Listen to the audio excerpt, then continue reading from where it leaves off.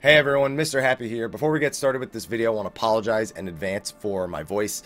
Recovering from a stomach flu, and while I had the stomach flu, I lost my voice. So apologies for that. But this was something I couldn't not make a video about. They had another live letter this weekend at Tokaigi. It wasn't one a lot of people knew about. It wasn't even advertised on the North American or European lodestones. It was really just a Japanese only event. And it was really just a 1 hour block where they spoke about the gold saucer, a few other things, but mostly the gold saucer. You'll see towards the end of the video what I mean.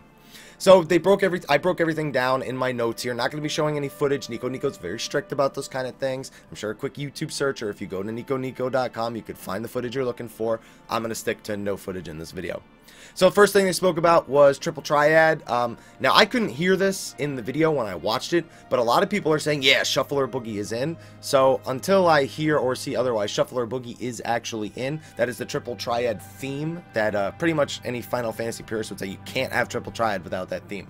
So if that really is in, I'm glad to hear it, because it's going to be fun to hear throughout all those games when we're losing to NPCs and whatnot.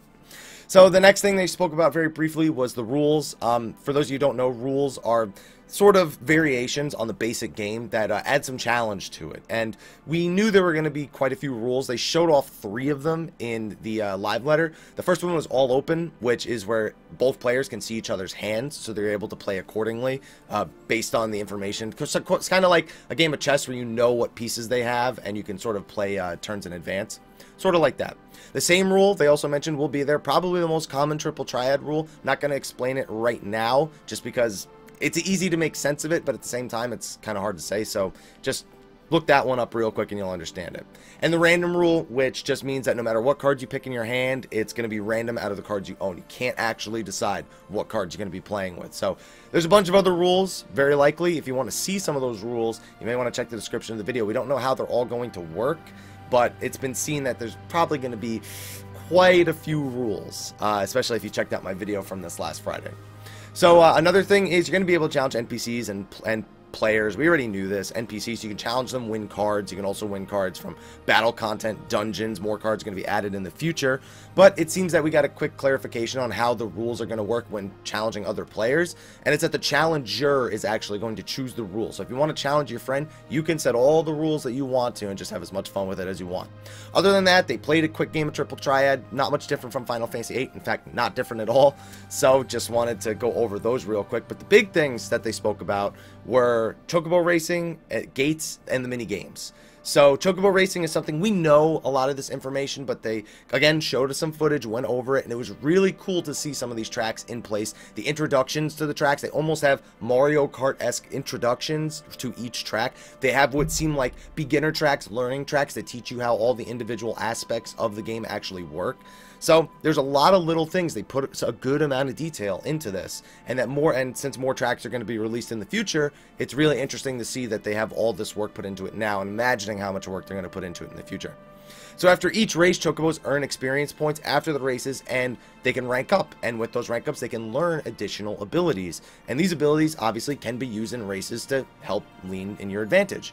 Also, you can feed them different things in order to grant them attribute bonuses, whether it be more stamina, more speed, acceleration, things like that. You're going to be able to increase their attributes with food. Also, when they aren't racing, you can actually breed chocobos. Keep in mind, these chocobos are completely separate from your companion chocobo. That companion chocobo is just not related at all to any of this. You can breed them, and I almost said spawn. The child can actually obtain some abilities and better attributes. They can just become a superior racing chocobo in this case. Now, the big thing that I was curious about after seeing the 2.5 trailer was the tracks having multiple powers and boosters, because we didn't know how much this was like Mario Kart. Could you blue shell the person who is in first place or anything like that? And it seems like we got at least a little bit of a hint of the power-ups and the boosters. One big thing is that it was shown people slowing each other down and putting up protective barriers, so there are abilities that can hinder your opponent and buff your ability or protect yourself to finish the race. So it's more than just a straight A to B kind of game. There are little things in there like power-ups, like abilities that you can use to your advantage.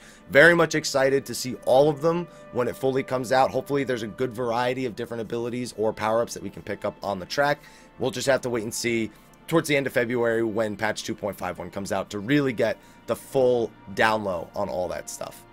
So next was something that I'd heard the name of before and I wasn't really sure what to expect, and those are gates, which are Golden Saucer active time events.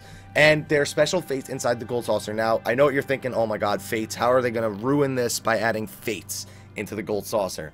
Well, they aren't your traditional fates, was the one thing that we noticed. They showed off 3 gates in the live letter, and the first one was honestly the most interesting to me. And it was, there was a platform basically, and your goal was to stay on that platform for a full minute. What happens is a bunch of lights swirl around, and eventually it stops and freezes everybody wherever they were standing. And then Typhon shows up and does an AoE. If he hits you with the AoE, he'll knock you off the platform most likely, and it'll be considered a failure for you. The goal is to try and stay on the platform until the end of a minute. So they're really more like mini games. That's why they're called gates instead of fates. And they seem to be kind of cool. Another one was more like Simon Says, or like a dance-off kind of thing. It was hard to really tell. It seemed more like Simon Says. There was a leader NPC that told them what to do, and then you had a time limit to do the right thing after him. That was also interesting. One of my other favorite ones, the other one that they showed off, was like a mini race up a small mountain where players are all running up next to each other, and there's bombs dropping. When a bomb explodes, it'll knock you off the course. There are tiny little jump puzzles that you had to do, and if you missed, it would send you back to the bottom. Sorry, I hit my desk. They just look fun. I can't really imagine myself complaining about these yet. We have to see, you know, how long the respawns are on there, because if you don't spend all your time in the Gold Saucer, you're going to miss these events, obviously. It just looked really fun. That's all it is. It just looked like they put up some fun little mini events, and instead of calling them fates, called them gates. They also showed off, they have 4 other mini games: Monster Toss, which is like basketball; Moogle's Paw, which is like a crane game; Kuffaker, which is a punching strength game; and the Crystal Tower Striker, which is like a hammer strength game. If you've ever been to any sort of carnival in your life, or any sort of amusement park, you've probably seen things like this. Those are really generic. They're really short, quick time events. They showed off each individual one, either a bar of strength, or having to stop the bar at a specific spot in order to hit the basket, or the crane game, being able to grab the certain items. Nothing super fancy. We kind of knew these were going to be just filler events while you're waiting for gates to spawn, or while you're just kind of hanging out in the area. You just want to earn some Gold Saucer points. Those are nice little ways to earn some Gold Saucer points. There's also the Cact Pot, which is actually a daily and weekly lottery. There's 2. There's the mini Cact Pot and the Cact Pot itself. Only 1 ticket allowed per character per entry period. So either way, just a quick little lottery if you like trying out your luck. Don't know if that's going to cost Gold Saucer points. He may have said that, you know, said it out loud, but I don't speak Japanese, so I wouldn't have heard that. But pretty cool. A lot of little different events. And then with all this stuff, you know, we have the gates, the Chocobo Racing, the Triple Triad, the mini games, Gold Saucer points. What can you spend them on? Now, we've had some teases for this in the past. One of the big ones was the Setzer gear set. As you can see, I have all the rewards they showed off right here. They also showed off the Chocobo Keeper outfits, or the Choco Keeper outfits. They showed off some more, I couldn't tell if it was really casual wear or merchant gear, but it's gear we've seen NPCs wearing in the past that hasn't been available to us, so it was nice to see that. We had the bunny outfits, which they've been teasing for a while now, and then they showed off 2 mounts. They showed off a Gill Turtle mount, which makes sense. Gill Turtle, Gold Saucer, those things kind of seem to go hand in hand. But they also showed off the Fenrir mount. Now, I was afraid the Fenrir mount was going to be a cash shop item, but based on the way that this was all presented, the Fenrir mount is going to be a reward for Gold Saucer points. Yes, the last boss of Snowcloak as a mount, exactly as is. It looked really cool. I'm glad that they decided to go this route instead of sticking it in the cash shop for however much money. Now, they also did a few announcements. They showed off the Valentine's Day event and the Little Ladies Day event, which are both going to be coming up soon. And they also showed off the 720-day veteran reward. I'm going to put that on your screen right now. That's the only screenshot you're going to get here.